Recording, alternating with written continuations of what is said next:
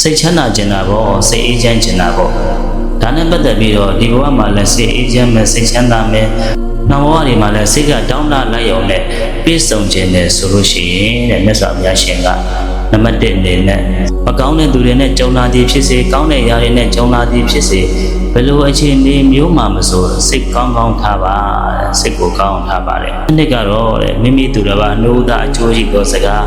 အပြည့်ကင်းသောစကားကိုသာပြောရမယ်။ကိုယ့်ရဲ့စကားတစ်ခုကြောင့်ဘယ်သူတဦးတစ်ယောက်မှနာကျင်ရတာမျိုး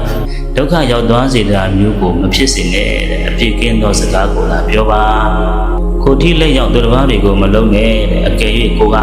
စီးစိမ်ချမ်းသာကြွယ်ဝတယ်ဆိုရင်လေအများကျိုးကိုတည်ဖို့အတွက်စိတ်ဝင်စားနဲ့တွင်တွင်ကြဲကြဲလှုပ်ဆောင်ပါတဲ့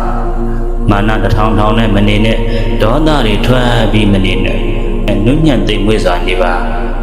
နောက်ပြီးတော့အများကျိုးကိုတည်ဖို့တဲ့အခါမှာလည်းပဲ